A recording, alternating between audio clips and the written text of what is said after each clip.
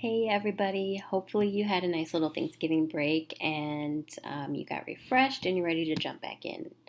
So, as you know, most of our time is going to be spent online going forward for these last few weeks, with the exception of this week for developmental and probably one or two on ground courses, which I'll make you aware of well in advance, at least a week in advance. So, this week we're covering physical agent modalities, or also known as PAMs.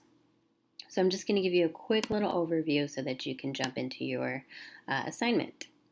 So it's a preparatory method which support and promote the acquisition of performance skills.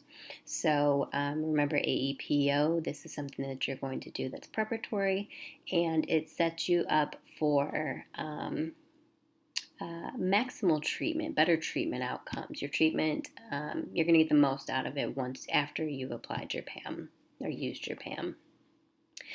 The use of PAMs exclusively is not occupational therapy. So this means that you wouldn't have somebody come in and sit with heat on for 20 minutes and then send them home.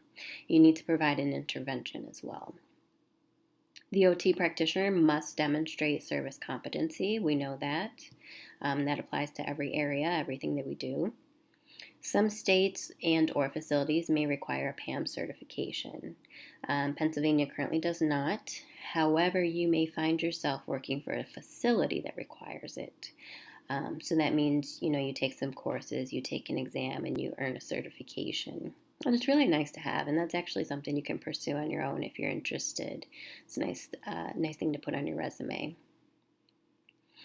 You must be aware of contraindications and precautions. So, an example is you would not apply heat, which is a modality, to somebody who has a lot of swelling going on, because you're only going to increase their swelling and you could cause some underlying tissue damage. The OT makes the decisions and assumes responsibility for the PAMs. So this is something that's going to happen in the evaluation process. They're going to eval the patient, determine which ones are appropriate, and then put that in writing in their plan of care. So typically you don't even have to worry about this. The only time you would is if you have a patient and you think, this patient's a really good candidate for fluidotherapy. So you talk to your supervising OT and see if they can add that to the plan of care, and then you can go ahead and use it. The OT must also demonstrate service competency in order to supervise a CODA using PAM. So that means that just because you know how to use ultrasound doesn't mean that you can. Your supervisor must also have basic knowledge and understanding of that. So an example of this that I run into is my kinesiotape certification. It is a modality. And so it is within your scope, to provide training. Just because the person is an OT and has a higher degree and is your supervisor doesn't mean that you cannot train them. So I just provide a quick in-service and training on kinesiotape, and that qualifies them to be able to determine whether or not a patient is a candidate for this modality, and then I can use the modality. So quickly, there's three categories that modalities are going to fall under.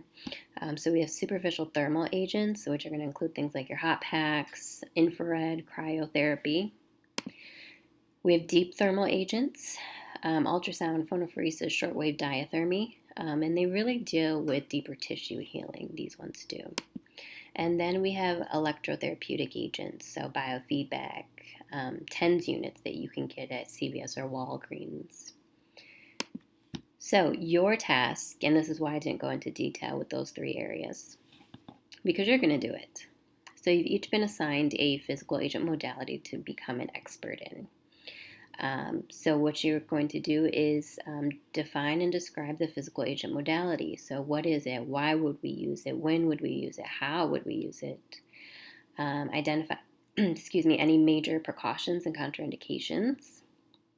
And then describe any training an OT or OTA would need to be able to use this. And I want you to, at minimum, include a picture. You should be able to find a picture of a modality with no problem. And if possible, a short video of that modality in use. So the ones like fluidotherapy would be great ones to find videos on. As classmates, you're going to read through each and every post because you need to get as much information on these PAMs as possible.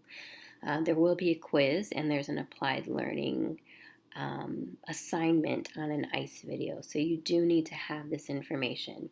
Just because there's not any comment requirements doesn't mean that you don't need to read each one of them. Okay, it's really good and necessary information for you.